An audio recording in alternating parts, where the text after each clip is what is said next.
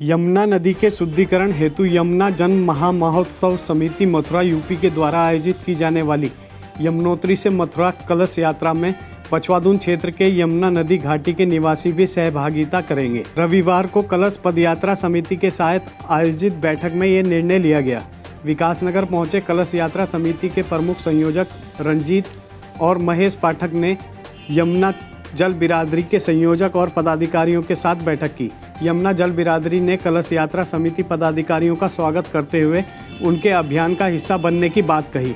उत्तराखंड अल्पसंख्यक आयोग के पूर्व सदस्य एवं यमुना जल बिरादरी के संयोजक संजय जैन व सह संयोजक अरविंद शर्मा ने बताया कि मां यमुना की स्वच्छता और शुद्धता के लिए आयोजित इस महाअभियान को यमुनोत्री से मथुरा तक सफल बनाया जाएगा। इस मौके पर रवि प्रकाश, यश शर्मा, संजय लिबास, सुंदर सिंह, दिनेश राठौर आदि मौजूद रहे। कुल्हाल पुलिस द्वारा रात्रि गश्त के दौरान कुंजा ग्रांट से एक तस्कर नसीम उर्फ फोड़ा पुत्र मकसूद निवासी कुंजा ग्रांट को 5.50 ग्राम अवैध हेरोइन के साथ गिरफ्तार किया है। मारतंड वेद विज्ञान अनुसंधान संस्थान की ओर से विकासनगर में द्वितीय एक दिवसीय राष्ट्रीय वेद सम्मेलन आयोजित किया गया।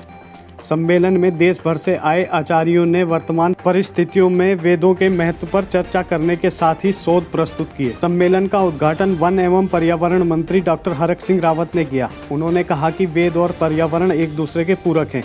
वेदों की ऋचाएं पर्यावरण संरक्षण का संदेश देती हैं। इतना ही नहीं, वेदों में प्राकृतिक तत्वों से अनावश्यक और अमर्यादित छेड़छाड़ करने के दुष्परिणामों की ओर भी संकेत किया गया है। सम्मेलन में आचार्य ज्योति प्रसाद उनियाल को याज्ञवल्क्य सम्मान और भद्राज गौ सेवा समिति के अध्यक्ष रूमीराम जसवाल, पूर्व प्रधान छरबा को पुलिस द्वारा तस्करों से पकड़े गए गोवंशों की सेवा के लिए गौ सेवा पुरस्कार से सम्मानित किया गया। इस दौरान मुख्य संयोजक कार्यक्रम आचार्य डॉक्टर सुनील पेनोनी, पालिका अध्यक्ष शांति ज्वाठा, आचार्य नीतीश जगोड़ी, संजय किशोर महेंद्रो आदि मौजूद रहे।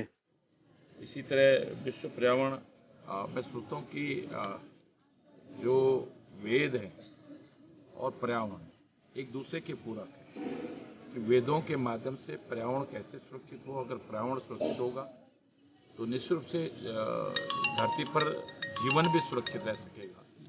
तो वेद जो है पर्यावरण का संरक्षण करने में भी निश्चित रूप से अपना बहुत बड़ा योगदान देते हैं।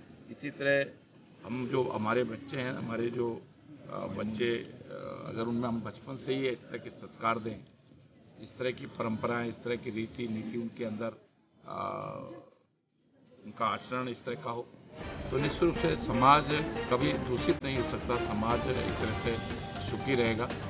और आज इस एक दिवसीय सम्मेलन के माध्यम से मैं डॉक्टर सुनील पेंडू जी को और सभी विद्वानों का जिन्होंने इस मंच के माध्यम से, सम्मेलन के माध्यम से केवल उत्तराखंड को नहीं, केवल हिंदुस्तान को नहीं, कोई गंगा निकलती है या कोई विचार निकलता है, वो किसी एक क्षेत्र के लिए नहीं होता है, वो किसी एक देश के लिए नहीं होता है, वो संपूर्ण इंसानियत के लिए होता है, संपूर्ण जीवन के लिए होता है। मुझे पूरा भरोसा है इस एक दिवसीय राष्ट्रीय वेद सम्मेलन से जो विचार निकलेंगे, जो मार्गदर्शन निकलेंगे, जो संस्कार निकलेंगे, वो पूरे दुनिया के कल्याण के लिए। सेवा प्रकल्प संस्थान और ग्रामीणों के सहयोग से जोनसार बाबर के वीर नंदराम नेगी की धातु से बनी प्रतिमा जल्द ही खतपस गांव में लगेगी, जिसे फिलहाल हनुमत धाम में रखा गया है। सेवा प्रकल्प संस्थान की ओर से आयोजित पत्रकार वार्ता में इस बात की जानकारी दी गई। संस्थान के जिलाध्यक्ष प्रताप सिंह पंवार ने बताया कि मुगल काल के दौरान जोनसार बाबर हिमाचल प्रदेश की सिरमौर रियासत का हिस्सा था।